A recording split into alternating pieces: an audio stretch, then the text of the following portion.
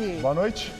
Justiça Federal envia ao STF inquérito sobre suposto cartel em licitações de trens e metrôs de São Paulo. Ministério Público e Polícia Civil farão força-tarefa para investigar máfia dos fiscais do ISS na Prefeitura. Estacionamentos recorrem a beliches de carros para combater o problema de falta de vagas. Incêndio atinge Paraisópolis, uma grande favela na região do Morumbi. Mais de 200 famílias ficam desabrigadas. Dilma e dezenas de governantes participam da cerimônia de adeus a Nelson Mandela. E a construção de uma estação de transbordo de lixo na zona oeste de São Paulo provoca polêmica entre os moradores. O Jornal da Gazeta já está no ar.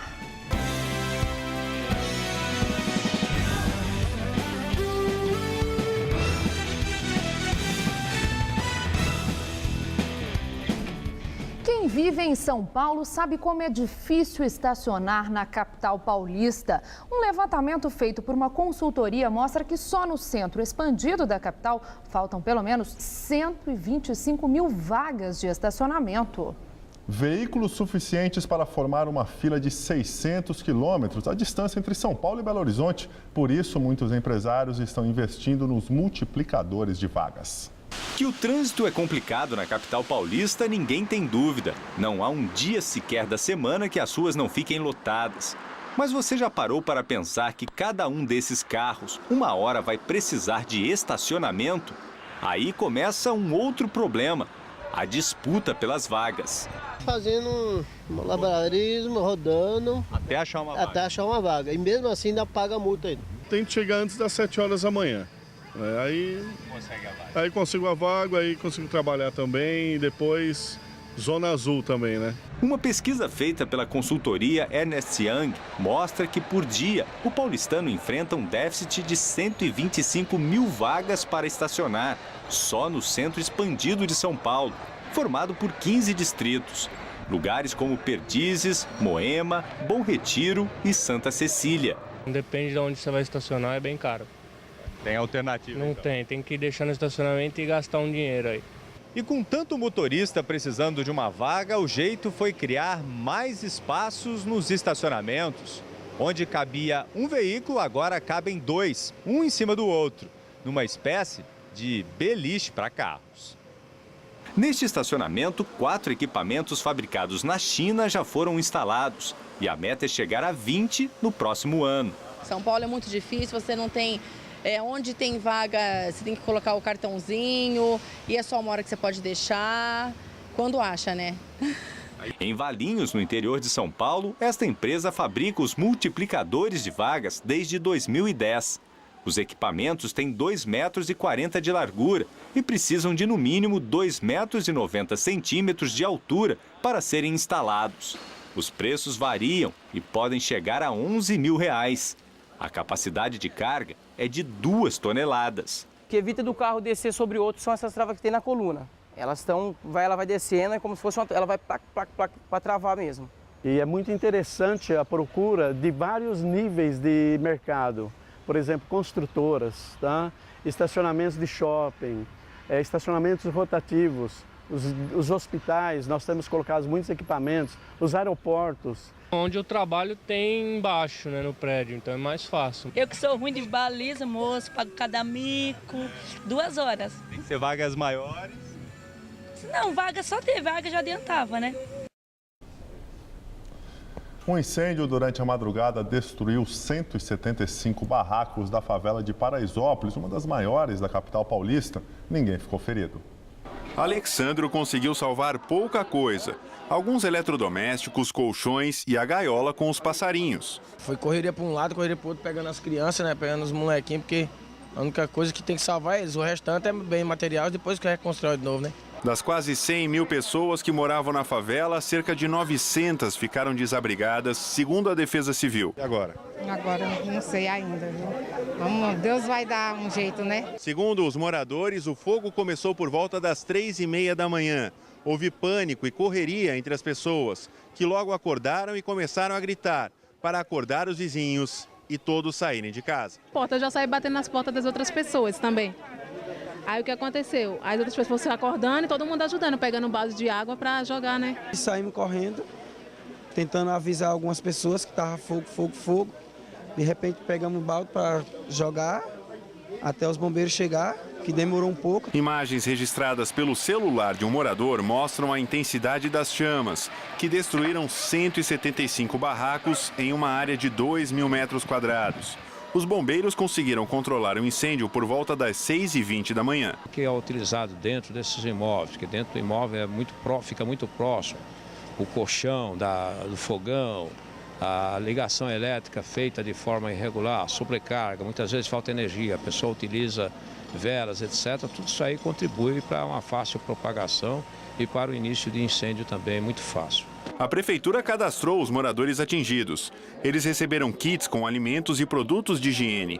Quem perdeu a casa foi inscrito nos programas de casas populares, mas por enquanto não tem para onde ir. Vai dormir aonde hoje? Na casa de uma amiga minha. E depois? Não sei, Deus proverá. Em nota, a Prefeitura informa que ofereceu aos desabrigados encaminhamento aos centros municipais de acolhidas, mas que nenhuma família aceitou o serviço. As causas do incêndio ainda não foram esclarecidas. Máfia do ISS. O Ministério Público apresenta planilha que mostra 410 casos de corrupção na Prefeitura de São Paulo. O documento estava na casa da ex-mulher de Luiz Alexandre Magalhães, auditor investigado. De acordo com dados desta planilha, dos 61 milhões de reais que a Prefeitura deveria ter arrecadado no período de 1 ano e 4 meses, apenas 2,5 milhões de reais foram para os cofres da cidade.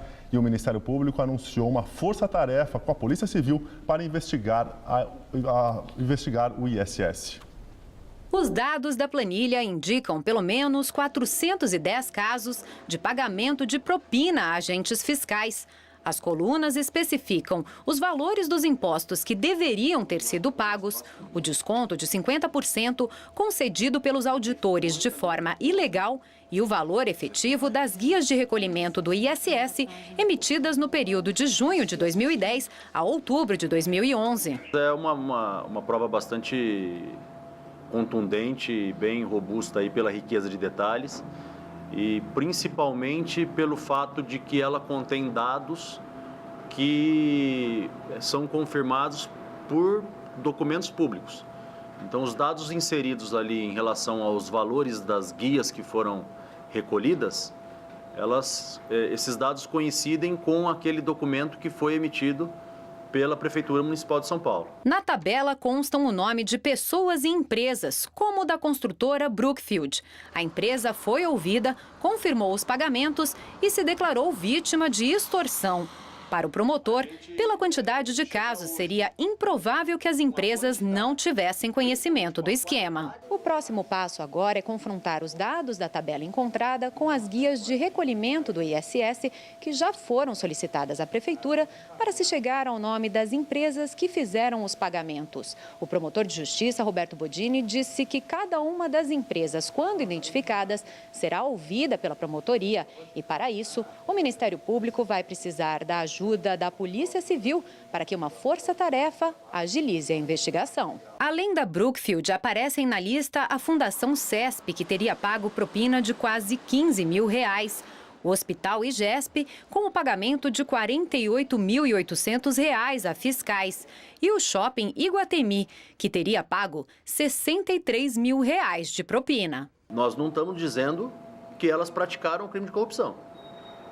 Nós temos que analisar a situação de cada uma delas. Se elas foram obrigadas, se elas foram achacadas, se elas não tinham outra opção a não ser proceder dessa forma, elas venham e demonstrem isso pra gente, tá? Mas objetivamente isso não tem outro nome, é corrupção. Em nota, a Fundação CESP afirma que vendeu sua participação de cotas do imóvel em 2006, antes da data dos pagamentos. O Hospital IGESP diz que todos os impostos foram recolhidos rigorosamente e que desconhece irregularidades, pois ainda não recebeu nenhuma notificação. Já o Shopping Iguatemi afirmou que desconhece qualquer irregularidade e que todos os recolhimentos foram realizados pelas empresas contratadas para a execução da obra, tendo sido responsabilidade da construtora a obtenção dos certificados de quitação dos tributos devidos, inclusive do ISS. Justiça Federal transfere para o Supremo Tribunal Federal o inquérito do suposto cartel em trens e metrôs de São Paulo. A justificativa da decisão é por haver menção a autoridades com foro privilegiado no inquérito. O inquérito cita deputados federais e outros políticos que detêm foro privilegiado perante o STF. A menção chegou ao inquérito por meio de um relatório produzido pelo ex-diretor da Siemens, Everton Heiheimer. No relatório, o executivo disse ter provas de suposto esquema de corrupção em governos do PSDB de São Paulo e no Distrito Federal. O Ministério Público de São Paulo foi contra a transferência para Brasília. Segundo o MP, o depoimento que cita autoridades isoladamente não é suficiente para provocar a transferência dos autos. E ontem, o grupo externo, convidado pelo governo paulista para acompanhar as investigações sobre o cartel, identificou falhas na metodologia para determinar preços a serem pagos nas licitações. O governador Geraldo Alckmin disse que os problemas apontados pela comissão externa serão investigados. Já determinei à Secretaria de Transporte Metropolitano, ao metrô e à CPTM, que verifique todas as sugestões e ponderações que foram feitas para serem imediatamente aplicadas, se já não forem. Ministro da Justiça, José Eduardo Cardoso, pede informações a órgãos citados em livro Assassinato de Reputações, um crime de Estado, do ex-secretário nacional de Justiça, Romeu Tuma Júnior. A informação foi divulgada no site da revista Veja. Na publicação que chega às livrarias nesta semana, Tuma Júnior afirma que recebeu ordens enquanto esteve no cargo na gestão do então presidente Lula para produzir ou esquentar dossiês contra adversários do governo. Ontem, PSDB, DEM e PPS convidaram Tuma Júnior para dar mais detalhes sobre as revelações publicadas em seu livro no Congresso Nacional. O ministro Gilberto Carvalho, citado pelo autor, foi convocado para prestar depoimento em 2 comissões da Câmara dos Deputados. Moradores da Vila Jaguara, na zona oeste de São Paulo, estão preocupados. Eles temem que uma estação de transbordo de lixo seja construída no bairro. Eles acreditam que o forte cheiro dos resíduos, o barulho dos caminhões e o aumento do tráfego de veículos podem tirar o sossego da comunidade. Os moradores temem que, além do mau cheiro que o lixo pode trazer, os imóveis da região se desvalorizem. Uma ação como essa só traz prejuízo aqui à nossa região.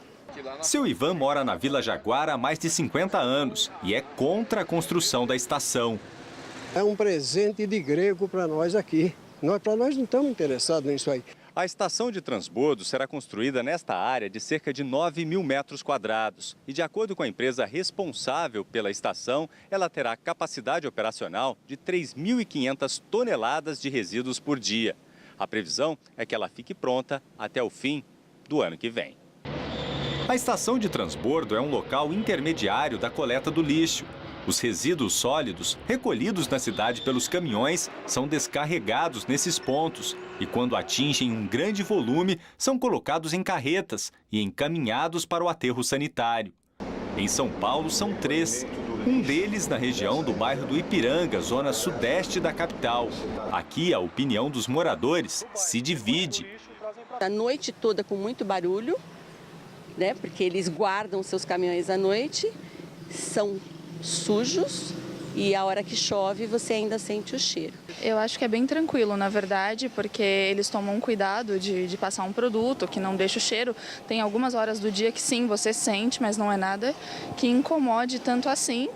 Em nota, a Loga Logística Ambiental de São Paulo, empresa responsável pela coleta e destinação dos resíduos, informou que a nova estação de Jaguara atende a uma exigência do contrato de concessão estabelecido pela Prefeitura e que já realizou os devidos estudos de impacto ambiental para a realização da obra. Os moradores ainda serão consultados. O diretor do Departamento de Urbanismo da Secretaria Municipal de Desenvolvimento Urbano diz que o local onde a estação será construída é compatível com a atividade. Uma zona predominantemente industrial que permite esse tipo de atividade, né, considerando que a maior parte da área é ocupada por atividades industriais que estão em transformações, tem galpões desativados, né? E que está passando por um processo de transformação imobiliária, que tem que ser feito com muito cuidado, justamente para evitar esse tipo de conflitos. O que nós queremos discutir com a Prefeitura, o que é isso, o que vai ser, para poder avançar. Inicialmente, nós somos contra por não entendermos até agora o projeto da Prefeitura. E queremos uma audiência pública no bairro, não uma audiência pública na Câmara Municipal. É necessário que seja aqui para que a população conheça os problemas e tome parte dele e sentido. Eu acho que é isso que a gente quer. Professor é morto a tiros durante tentativa de assalto no Jardim Éster, na zona oeste de São Paulo. Flávio Natal da Silva, de 45 anos, tinha acabado de estacionar o carro na rua Pantaleão Brás por volta das 9 horas da noite de ontem, quando foi abordado por um criminoso. Segundo a polícia, o professor tentou desarmar o assaltante e foi baleado. O criminoso fugiu e até o momento ainda não foi identificado pela polícia. O crime aconteceu no Jardim Éster. Superior Tribunal de Justiça nega a saída de Champinha de unidade prisional psiquiátrica. A decisão entre os ministros do STJ foi unânime. Em 2003, então com 16 anos, ele participou do assassinato do casal Felipe Café e Liana Fredenbach. Champinha nunca foi a julgamento. Como punição, passou 3 anos na Fundação Casa, antiga FEBEM. Um laudo do IML de 2006 diagnosticou que ele tinha transtorno de personalidade e cometia atos irracionais para ter o que desejava. A Justiça determinou então que Champinha deveria ser internado em um estabelecimento psiquiátrico. Comissão Municipal da Verdade de São Paulo apresenta relatório que diz que o ex-presidente Juscelino Kubitschek foi assassinado. JK morreu em 1976, vítima de um acidente de carro. O relatório foi apresentado hoje durante reunião da Comissão da Verdade Vladimir Herzog na Câmara dos Vereadores de São Paulo. Segundo o presidente da comissão, vereador Gilberto Natalini, o texto contém pelo menos 90 indícios, provas e testemunhos de que Juscelino Kubitschek teria sido assassinado. Declara o assassinato de Juscelino Kubitschek de Oliveira, vítima de conspiração, complô e atentado político na rodovia Presidente Dutra em 22 de agosto de 76.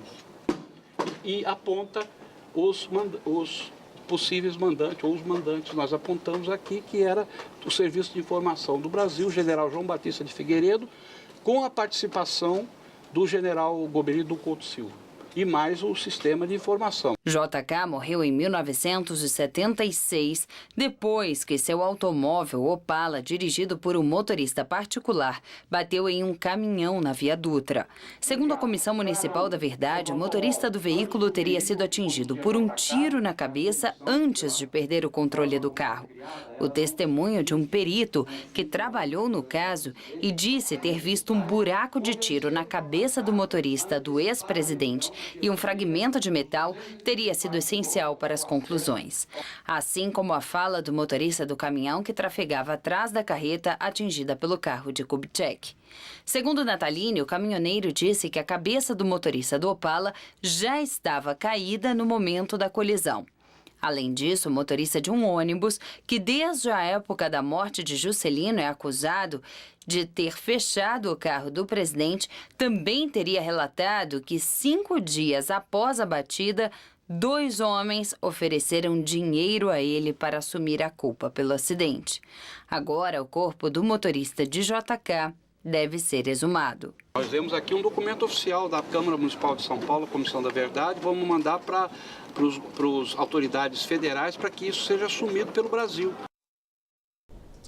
Adeus a Nelson Mandela. Hoje, primeiro dia de homenagens oficiais ao ex-presidente, reuniu mais de 100 chefes de Estado no estádio Soccer City. Mesmo sobre uma insistente chuva, 80 mil pessoas compareceram à cerimônia memorial em homenagem ao ex-presidente da África do Sul. Nas arquibancadas, sul-africanos dançavam e celebravam Madiba.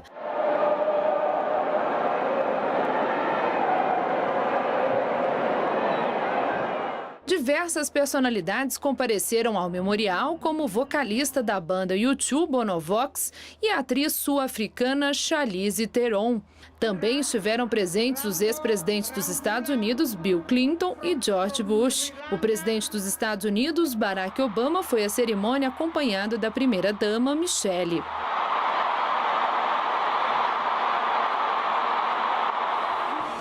Antes de discursar, o presidente dos Estados Unidos cumprimentou Raul Castro, presidente de Cuba, com um aperto de mão, num raro gesto de cordialidade entre os dois países. Obama foi o primeiro chefe de Estado a discursar no cerimonial. Ele engrandeceu a figura de Mandela e disse que ele foi o último grande libertador do século XX. Obama também afirmou que Mandela o fez querer ser um homem melhor. Aplaudido de pé pelo público, Obama ainda deu os pêsames à viúva de Mandela, Graça Machel. Em seguida, foi a vez do discurso da presidente Dilma Rousseff, que também louvou o legado de Mandela e expressou o pesar do povo brasileiro com a perda de Madiba. Da mesma forma que os sul-africanos choram com seus cantos Madiba, Nelson Mandela, nós, nação brasileira, que trazemos com orgulho o sangue africano em nossas veias, choramos e celebramos o exemplo desse grande líder que faz parte do panteão da humanidade. Durante a fala, a presidente se equivocou em um momento e chamou os sul-africanos de sul-americanos. Amanhã, o corpo de Mandela seguirá em cortejo para Pretória, onde será velado na sede do governo por 3 dias. Em seguida, será levado para sua aldeia natal, Cuno, onde será sepultado no domingo. E agora vamos ao comentário de política internacional com João Batista Natália. Vamos falar da África do Sul. Como vocês viram, foram muitos os governantes em Joanesburgo para homenagear Nelson Mandela. Eles não se juntavam em número tão grande desde abril de 2005 para os funerais do Papa João Paulo II. Vejamos quem não estava lá. Vladimir Putin, o presidente russo, enviou como representante a presidente do Senado. De Israel não foram nem o presidente nem o primeiro-ministro, apenas o presidente do parlamento. Entre nossos vizinhos, a Venezuela chegou com o presidente Nicolás Maduro, mas Cristina Kirchner só mandou o vice da Argentina. O país dela enfrenta greves de policiais, saques e 10 mortes em incidentes nos últimos dias. Barack Obama foi aplaudido por ser negro. Se fosse branco, os sul-africanos poderiam tê-lo vaiado. Isso porque os Estados Unidos mantiveram Mandela por 30 anos na lista de perigosos terroristas. Obama apertou a mão do presidente cubano, Raul Castro. Porta-vozes americanos não atribuem maior importância a essa gentileza. Os sites da Casa Branca e do Departamento de Estado não publicam a foto e nem tocam no assunto. Há 13 anos, Bill Clinton apertou a mão de Fidel Castro. Foi na Assembleia Geral da ONU e não aconteceu nada depois disso. O ponto delicado da cerimônia de hoje esteve nas vaias ao presidente da África do Sul, Jacob Zuma. Ele tomou posse em 2009. Não teria nem tempo e nem fôlego para resolver os problemas do país. E são problemas seríssimos. A desigualdade de renda é a segunda pior do mundo, numa lista em que o Brasil está em 17º lugar. A mortalidade infantil é o dobro da brasileira. Quase 1/3 da população está abaixo da linha de pobreza. A África do Sul também é o país com 50 assassinatos e 178 estupros por dia. A maioria negra é a maior vítima da desigualdade econômica e da criminalidade. O presidente Jacob Zuma não é o único culpado, mas virou um bode expiatório de um sistema do qual Nelson Mandela chegou a fazer parte. Mas não dava hoje para crucificar Mandela. Ele foi para a história muito mais do que os maus indicadores sociais. E por ter morrido, ele hoje também foi o dono da festa. É assim que o mundo gira. Boa noite. O tempo mudou hoje em São Paulo, nesta terça-feira, com a chegada de uma frente fria. E o ar abafado contribui para a formação de nuvens carregadas. Por isso, ainda há risco de chuva forte até o fim da noite de hoje. Vamos ver em detalhes a previsão para o Brasil, o estado de São Paulo, com Luciana Magalhães. Amanhã a chuva aumenta e a temperatura cai em alguns pontos do centro-sul do Brasil graças ao avanço de uma frente fria. No sul, o tempo fica nublado e com chuva do nordeste do Rio Grande do Sul ao leste do Paraná. Já no sudeste, previsão de chuva que pode ser volumosa em São Paulo, no Rio e no centro-sul de Minas Gerais, com queda de temperatura nessas áreas. E no centro-oeste, tempo instável com risco de temporais no norte do Mato Grosso do Sul e no sul de Goiás. Em compensação, forte calor na porção norte do país país provoca chuva em toda a região e no Nordeste chove de forma rápida e isolada em alguns pontos. Máximas amanhã de 27 graus no Rio de Janeiro e de 32 no Ceará. São Paulo continua com muitas nuvens e a temperatura cai amanhã em todas as áreas, principalmente na faixa leste. Chove ao longo do dia com previsão de chuva forte no litoral norte e também no Vale do Paraíba. No centro-oeste, máxima de 26 graus em Marília. No centro-norte, máxima de 27 graus em Araraquara e também em Franca. E na faixa leste, a máxima cai para os 23 em São José dos Campos. Amanhã na capital, dia chuvoso, a máxima não passa dos 23. E tanto na quinta quanto na sexta, sol intercalado com céu nublado e garoa, máximas de 23 e 24 graus. Eu volto daqui a pouco no Jornal da Gazeta, edição das 10. Até lá! Um passeio guiado pelas alamedas do cemitério do Araçá. A intervenção faz parte da 10ª Bienal de Arquitetura de São Paulo, que este ano acontece em espaços espalhados pela cidade.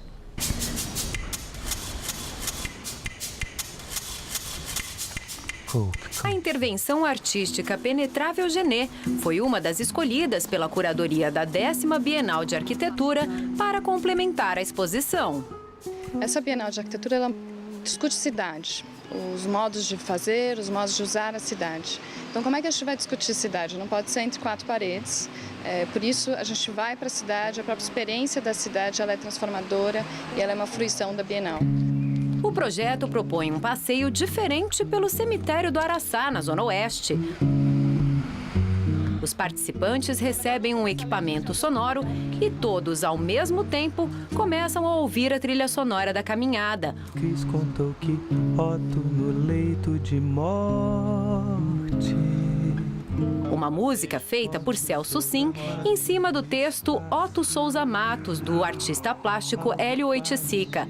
Este texto é baseado em outro do francês Jean Genet, que sugere a ocupação de cemitérios com arte.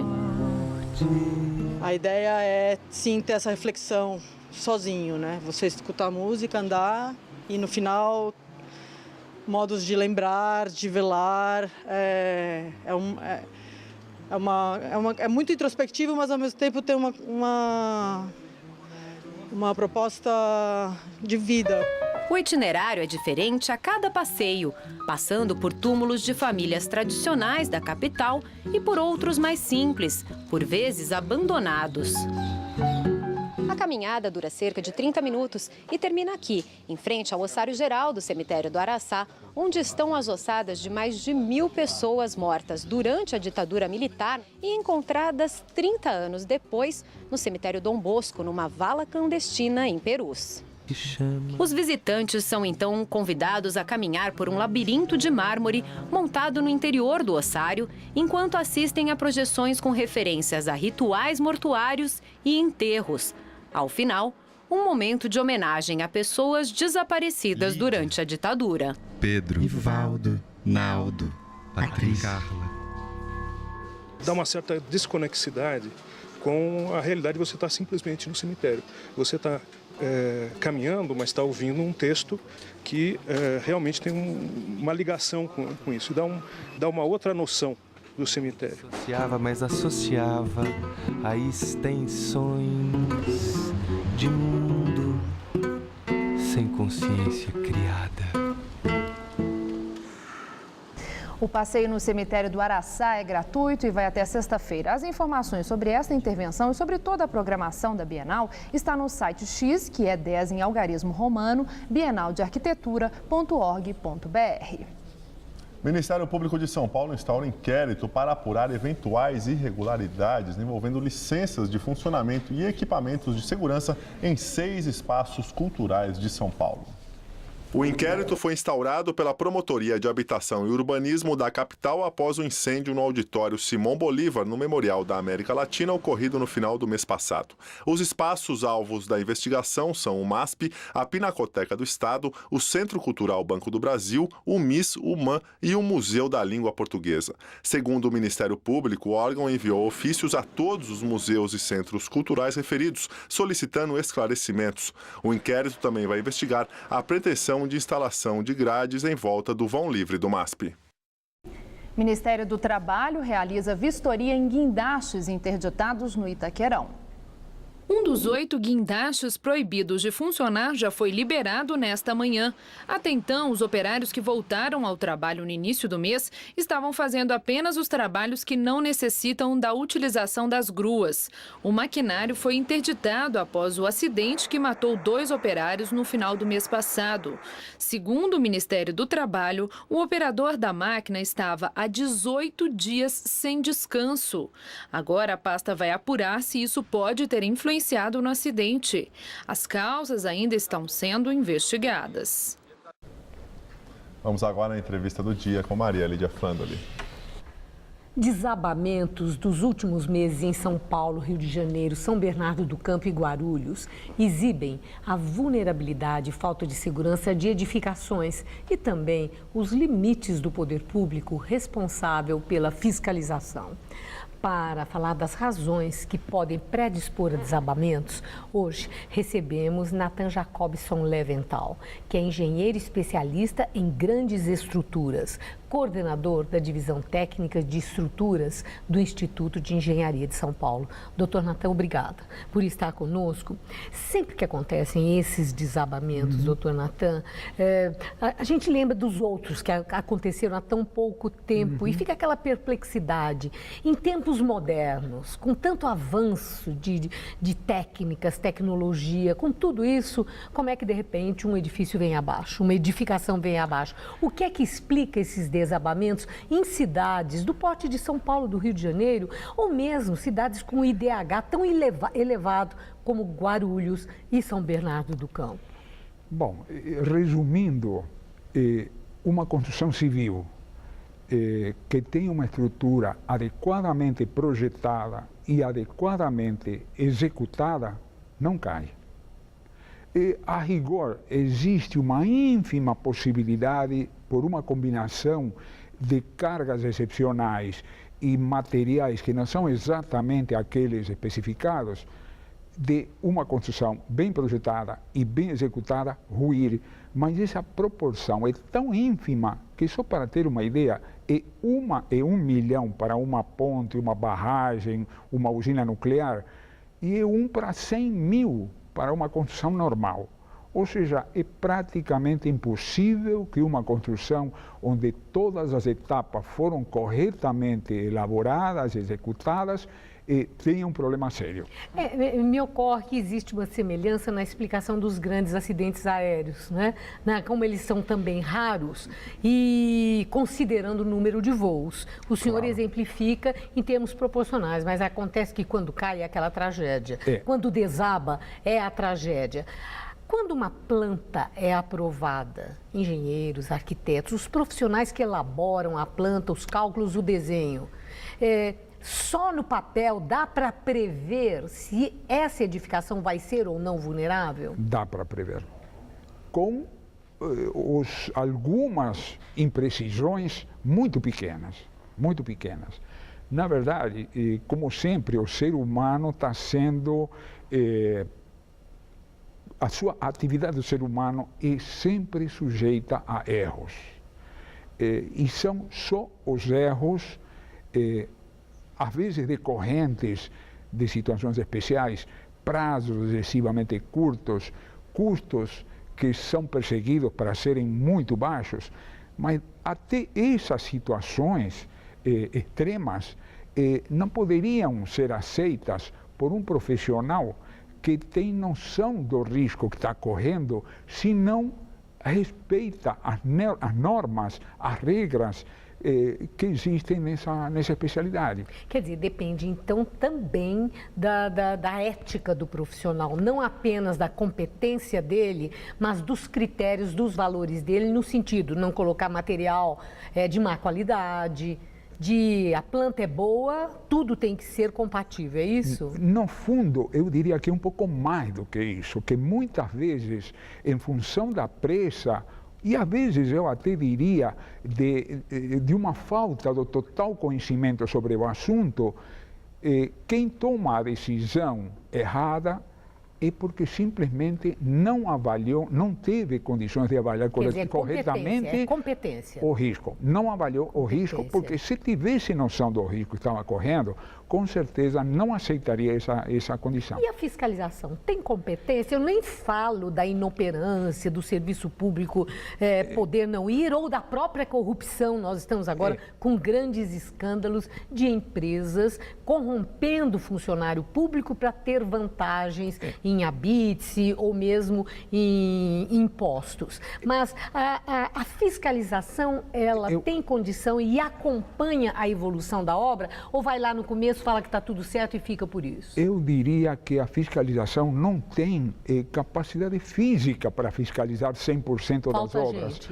Não, eu não diria que falta gente. Eventualmente, falta uma estrutura de verificação de projeto e acompanhamento de obra que é muito usual na grande maioria dos países do mundo. Quer dizer, falta qualificação, o senhor está dizendo? Falta uma estrutura, alguém que possa pegar um projeto pronto e possa fazer uma verificação e chegue à conclusão de que esse projeto está adequado. Ou então, alguém que acompanhe a obra e verifique que ela está sendo executada de acordo com aquele projeto que foi aprovado. A minha última questão é sobre reformas. Desde casas muito simples, que a família vai crescendo e elas vão crescendo junto. Habitações modestas, a apartamentos e casas, principalmente apartamentos de muito valor, antigos, que são modernizados e com projetos que eu fico muito impressionada, como derrubam paredes, como furam vigas para colocar dutos de ar-condicionado. Isso pode colocar em risco a estrutura desses edifícios? Bom, existe a possibilidade de fazer hoje coisas incríveis em função da disponibilidade de materiais e técnicas construtivas. Essa é a verdade. É possível fazer reformas que pareceriam absurdas, mas também existem intervenções até muito simples, como furar uma viga sem perguntar para o responsável se essa furação é possível, que podem sim colocar em risco uma estrutura. E nós podemos ter um fenômeno que a gente chama de colapso progressivo, onde de repente um componente estrutural pequeno derruba uma parte do prédio e acaba derrubando o prédio inteiro, com consequências muito graves. Então, resumindo um pouco a coisa, é que se todas as atividades inerentes à construção civil fossem corretamente elaboradas, não poderiam existir esses insucessos. Doutor Nathan, muito obrigado por suas informações. Uma boa noite. Boa noite. Gabriel. Senado do Uruguai deve aprovar ainda hoje a lei que libera a produção e a venda da maconha em todo o país. Com a aprovação, o Uruguai pode se tornar o primeiro país latino-americano a legalizar a produção e distribuição e a venda da droga. E o primeiro do mundo a submeter todas essas etapas ao controle do Estado. Os senadores debateram hoje o projeto que legaliza a produção e a venda de maconha. A proposta tem o apoio do presidente José Mujica e concede ao governo uruguai o controle e regulamentação da importação, cultivo, distribuição e comercialização da maconha. Caso o projeto seja aprovado, a venda deve ser feita em farmácias a partir de abril, apenas para uruguaios ou residentes no país que tenham mais de 18 anos. O cultivo da erva em casa para consumo próprio também será permitido. Uma pesquisa feita em setembro apontou que 71% dos uruguaios eram contrários à lei. A seguir, jornalistas espanhóis são sequestrados por grupo terrorista na Síria. E a violência na Argentina? Sobe para 9 o número de mortos durante a onda de saques que atinge o país.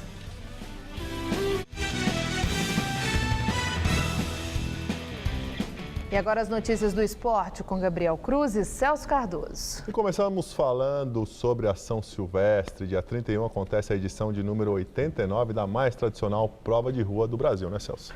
Pois é, Gabriel, prova que conta com uma imensa maioria de atletas anônimos, que fecham o ano correndo para manter a saúde e o bom humor.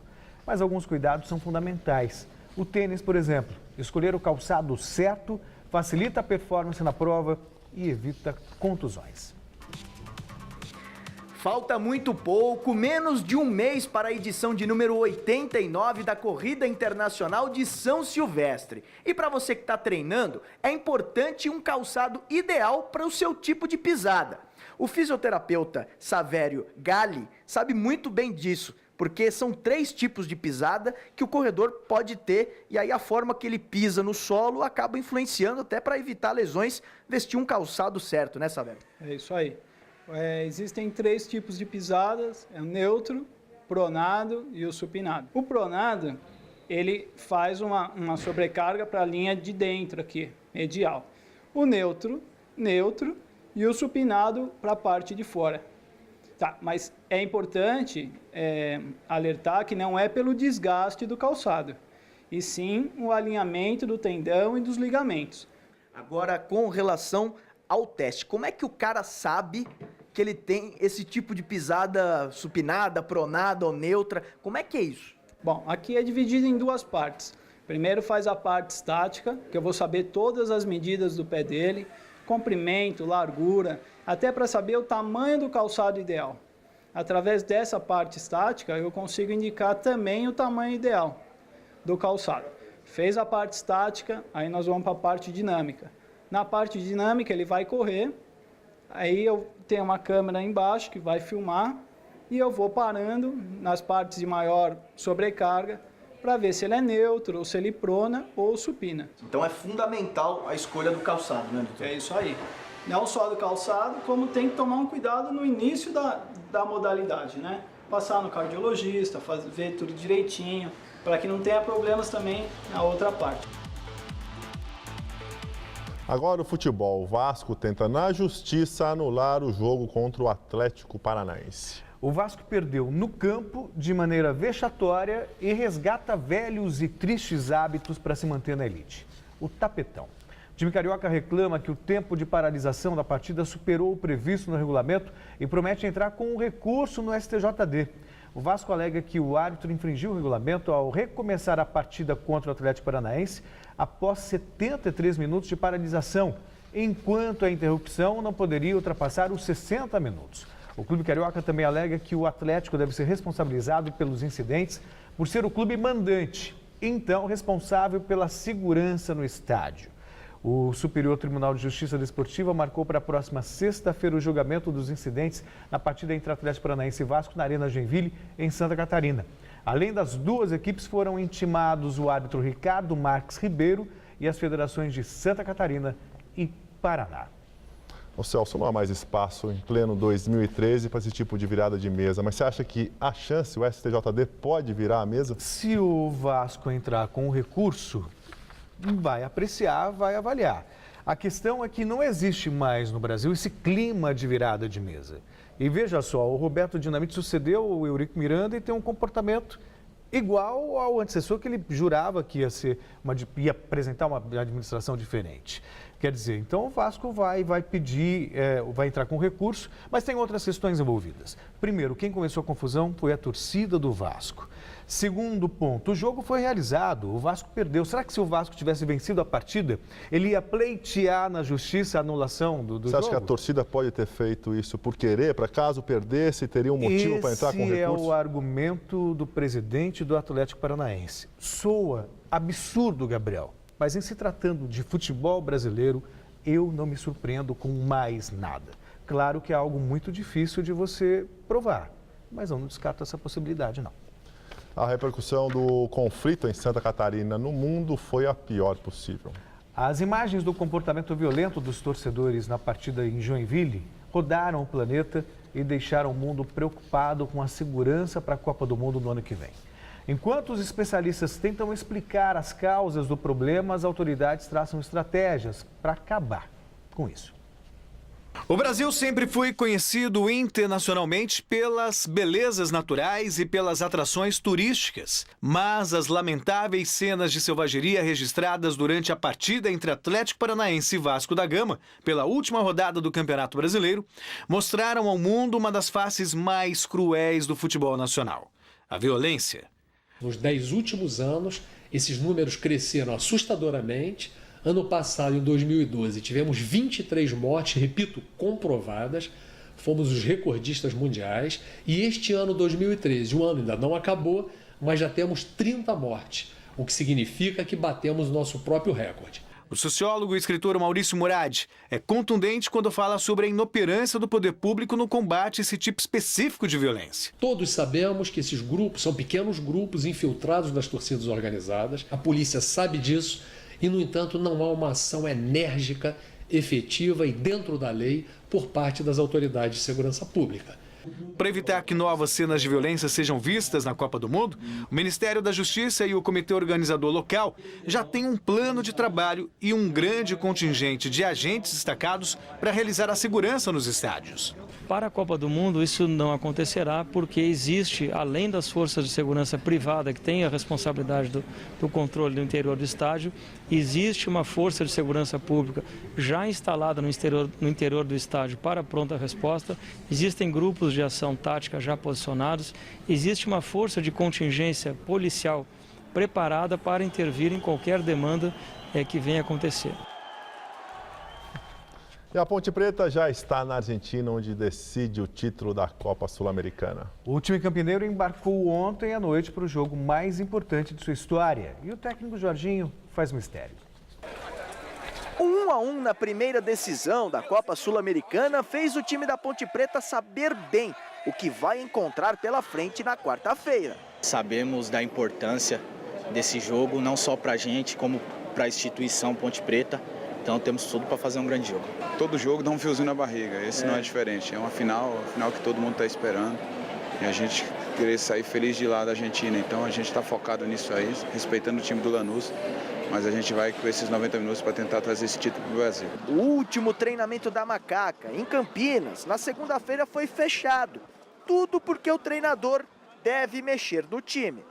O técnico Jorginho ainda permanece com aquela coisa do mistério.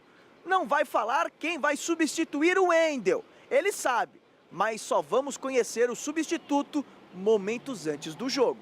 Está definido já, treinamos justamente com essa formação e só vamos anunciar mesmo na hora do jogo, né? E treinamos pênaltis também, então não podia abrir de jeito nenhum. Já que o mistério persiste, uma coisa é mais que certa. Essa final, sem dúvida nenhuma, é o jogo mais importante da história da Ponte Preta. Com certeza, um dos mais importantes da minha vida. Já tive outros jogos importantes, mas esse, pela história que a Ponte tem e persegue, com certeza é um dos mais importantes, é uma Copa do Mundo para mim. O substituto do Wendel pode até ser mistério. Agora não é segredo para ninguém como a Ponte vai jogar. 2 linhas de 4, muito bem definidos, fechadinhos, esperando a oportunidade de contra-atacar. Assim ganhou do Vélez, assim ganhou do São Paulo. Por que não ganhar do Lanús? E hoje será gravado o troféu Mesa Redonda, dedicado aos melhores do Campeonato Brasileiro. Troféu que está em sua 10ª edição. Hoje vai ser gravado o programa que será exibido no próximo domingo, 10h30 da noite. Os melhores do campeonato foram escolhidos em votação popular no site gazetesportiva.net. E os mais votados foram submetidos a uma avaliação de uma comissão de jornalistas de todo o país. Amanhã mostraremos detalhes desta festa que promete, Gabriel. Boa festa, boa gravação. Obrigado, Celso. boa noite, tchau, até tchau. amanhã. Tchau. Estela, com você? Na Síria, 2 jornalistas espanhóis são sequestrados por grupo terrorista.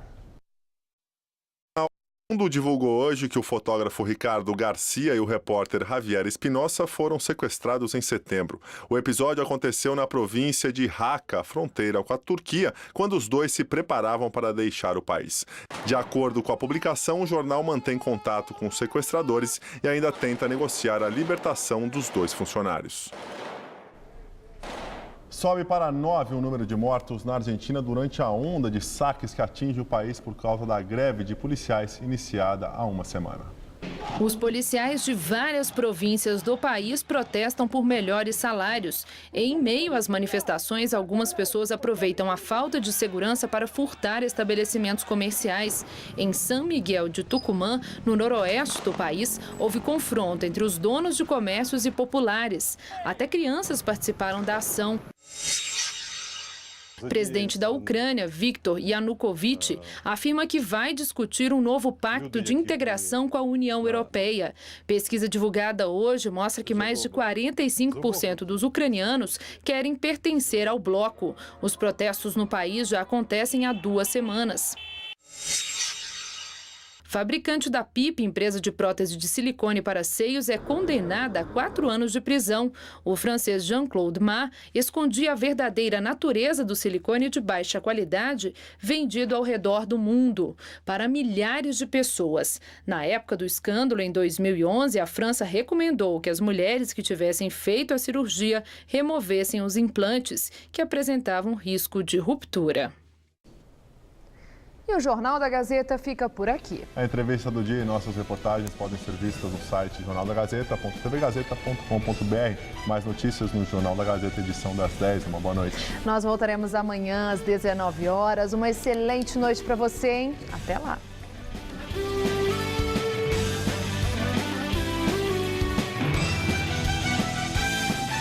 A máquina pede. Fabrício Carpinejar pergunta. Confira hoje, 11h30 da noite.